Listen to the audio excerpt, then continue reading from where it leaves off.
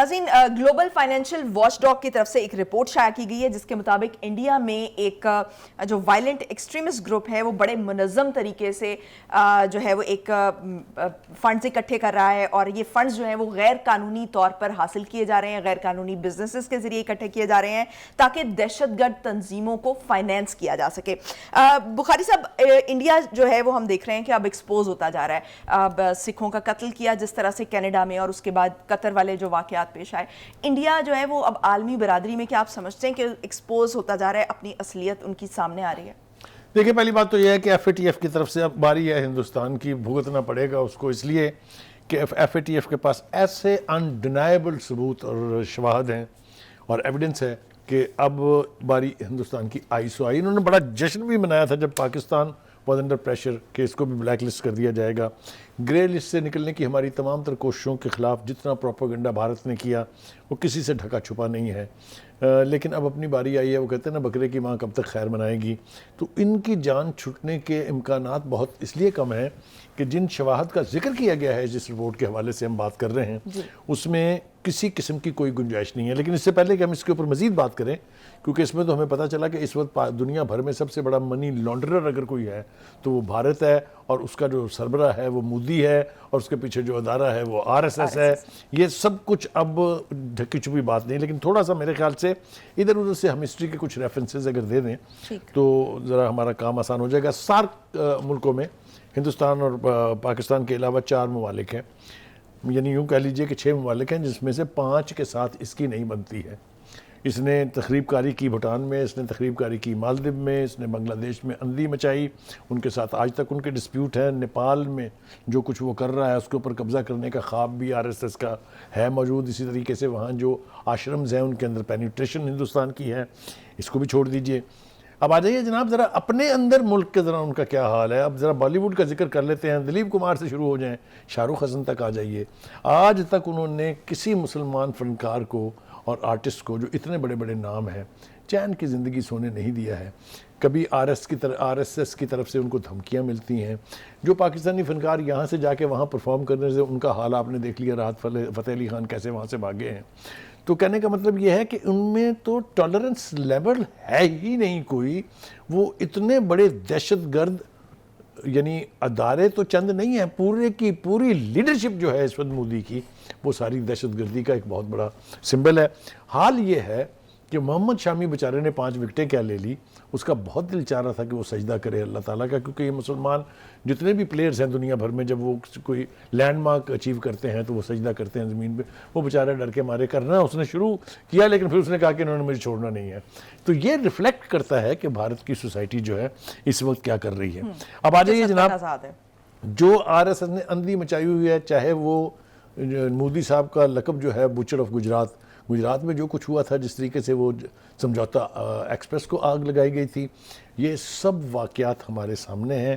کتنا رتھلیس مسلمانوں کو یعنی کا قتل عام ہوا تھا، یہ کسی سے ڈھکی چھپی بات نہیں ہے۔ اس کے بعد کشمیر میں کیا ہو رہا ہے، اسٹیٹ ٹیررزم کی بدترین مثال دنیا میں اگر کہیں آپ کو دیکھنے کے ملے گی تو 2 ہی جگہ ہیں، ایک فلسطین ہے اور دوسرا جو ہے آزاد کشمیر یا مقبوضہ کشمیر، جس میں جو اس وقت تسلط میں ہے بھارتی۔ وہاں کی آپ کو میں صورتحال اس سے زیادہ کیا بیان کروں کہ 7 لاکھ سے زیادہ فوج ہے وہاں کشمیر کے اتنے سارے معمولی سے خطے کو یعنی کنٹرول کرنے کے لیے دہشت گردی کی بنیاد پر۔ اب آگے آ جائیے جناب، اب آ جائیں ایف اے ٹی ایف کی طرف، جو آپ کا بنیادی سوال تھا۔ دیکھیے، انہوں نے تو کوئی ڈھکی چھپی رکھی نہیں ہے، انہوں نے تو باقاعدہ فگرز کے ساتھ ثابت کر دیا ہے کہ آپ کہیں تو وہ یہ کہہ رہے ہیں کہ informal accounts of 43% of India's G D P while more than $4.2 trillion in India's reserves have been acquired illegally. یعنی منی لانڈرنگ کا لیول ذرا دیکھ لیجئے کہ ان کی اپنی جو اکانومی ہے جی ڈی پی کی، اس کا 43%۔ ٹھیک ہے جی، اب مجھے بتائیے کہ کسی اور ثبوت کی ضرورت رہتی ہے۔ اب آ جائیں آگے یہ ہے کہ 2-3 مرتبہ پاکستان کے ساتھ تعلقات میں بہتری آنے کی کوشش ہوئی. جب کبھی ہم کسی معاہدے کے قریب پہنچتے تھے کوئی نہ کوئی تخریب کاری کی حرکت جو ہے وہ ہندوستان فالس فلیگ آپریشنز کر کے اور الزام پاکستان پہ لگانے کا پرانا عادی ہے, پرانا مجرم ہے. یہ ثابت ہو چکا کہ انہوں نے بمبئی کے جو دھماکے تھے ٹرین کے وہ خود کرائے تھے. ثابت ہو گیا کہ انہوں نے پارلیمنٹ کے اوپر جو حملہ کرایا تھا خود کرایا تھا. تو یہ ایکسپوز ہو گیا, اوڑی ہو چاہے کوئی بھی ہو. اور دوسری بات یہ ہے کہ ہندوستان اس لیے بھی اپنے زخم چاٹتا رہتا ہے کہ جب بھی اس نے پاکستان کو قابو کرنے کی, پاکستان کے اوپر حملہ کرنے کی, پاکستان کو فتح کرنے کی کوشش یا خواہش کی ہے تو اس کو جو دندہ شکل جواب ملا ہے, وہ چاہے 1965 کی وار ہے, چاہے وہ 1971 ہے, یا ان کی جو جدید حرکت انہوں نے کی تھی جب ابھینندن صاحب جو ہیں ان کو یہاں کی چائے پسند آ گئی تھی, اگر آپ کو یاد ہو.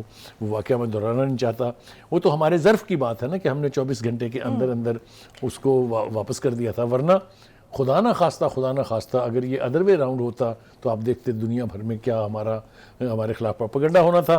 لیکن یہ اپنے ظرف کی بات ہے. ظرف کی بات ہے. یہ جو فیٹف کی ٹیم ہے یہ ابھی گئی ہوئی ہے وہاں پر انڈیا میں ریویو کرنے کے لیے, اور یہ ان کی جو باقاعدہ رپورٹ ہے وہ بھی شائع ہوگی. لیکن یہ جو ایف اے ٹی ایف ہے, فائنینشیل ایکشن ٹاسک فورس, یہ بیسکلی منی لانڈرنگ کے اگینسٹ کام کرتی ہے کہ کہاں پر منی لانڈرنگ ہو رہی ہے اور یہ جو پیسہ ہے یہ کہاں پر دہشت گرد تنظیموں کو دیا جا رہا ہے. خاص طور پر یہ ان کی مالی معاونت میں جو ہے وہ بڑا ایک اہم رول ادا کرتی ہے کہ اس کو واچ کرنا ہے. دیکھیے 2 چیزیں ہم نے ثابت کر دی ہیں. پہلی بات تو یہ ہے کہ اٹس اے ٹیررسٹ اسٹیٹ, چھٹی فل اسٹاپ, سیم ایز نیتنیاہو. اس کے بعد یہ ہے کہ جب آپ اس طرح کی کارروائیاں کرتے ہیں تو پھر آپ کو اس کے لیے بے پناہ فنڈنگ چاہیے ہوتی ہے. بے پناہ فنڈنگ جو ہے وہ آپ کو نیچرل طریقے سے تو آ نہیں سکتی ہے. پھر آپ اڈاپٹ کرتے ہیں وہ سارے نیگیٹو مینز اور نیگیٹو ٹولز جس سے آپ کی پکڑ ہو سکتی ہے. جب ایف اے ٹی ایف کی ٹیم چلی جائے انویسٹیگیشن کے لیے, ہمارے نوبت نہیں آئی تھی اگر آپ کو یاد ہو, ہمیں تو انہوں نے کنڈیشنز بتائی تھی کہ یہ آپ میٹ کر لیں تو ہم آپ کو گرے سے وائٹ لسٹ میں یعنی نارمل لسٹ میں لے جائیں گے. ہم نے وہ کیا اور ہمارے اوپر اتنے خوفناک الزامات نہیں تھے. اور بخاری صاحب اس وقت جو انڈیا جس طرح سے اپنے سورسز استعمال کر رہا تھا ایف اے ٹی ایف کو پر اثر انداز ہونے کے لیے کہ پاکستان کو کسی نہ کسی طرح جو ہے وہ بلیک لسٹ میں ڈال دیا جائے. دیکھیے میں نے جیسا پہلے کہا کہ ایک تو ہوتی ہے کہ آپ اس قسم کی کارروائی کرتے ہیں اپنے ملک کے اندر, جب آپ باہر نکلتے ہیں آپ دیکھیے یہ بحرین میں کیا ہوا, قطر میں 8 جو نیوی کے سابقہ آفیسرز تھے ان کو وہاں بزنس کرنے کی اجازت دی, ان کو ایک گڈ ول تھی جی. جس طریقے سے وہ پھر رنگے ہاتھوں پکڑے گئے, نتیجہ اس کا یہ نکلا کہ انہیں سزائے موت اناؤنس کرنی پڑی ان کے لیے. ان کی اتنے شواہد تھے ان کے پاس, پروٹیسٹ کیا بہت, ہندوستان نے کوشش کی انفلوئنس بھی کرنے کی, لیکن انہوں نے کہا نتھنگ ڈوئنگ. ان کی حرکت ایسی ہے جس کی کوئی معافی نہیں ہے. بخاری صاحب اس سے پہلے جو کینیڈا میں جو پیدر پہ قتل ہوئے ہیں, جو سکھ رہنما کا قتل تھا وہ آپ کے سامنے ہے. اور کینیڈا سے بھی جس قسم کا یعنی سنب کہہ لیجیے آپ, یا جس قسم کا اسٹرانگ ریئیکشن ملا ان کو, تو وہ زخم بھی ابھی تک وہ چاٹ رہے ہیں. اور جیسا میں نے کہا کہ یہ بات یہاں تک محدود نہیں ہے, ہندوستان کے بس میں اگر ہو تو پوری دنیا کی تخریب کاری کا ٹھیکہ لے لے وہ.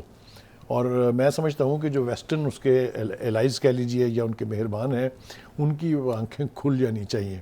کینیڈا کے واقعے سے جس طریقے سے ریئیکٹ کیا وہاں کے پرائم منسٹر نے, جسٹن ٹروڈو نے, اس نے میرے خیال سے پوری دنیا کو باور کرایا ہے کہ جناب اس سے ذرا بچ کے رہیے گا, اس سے کسی خیر کی توقع نہیں ہے.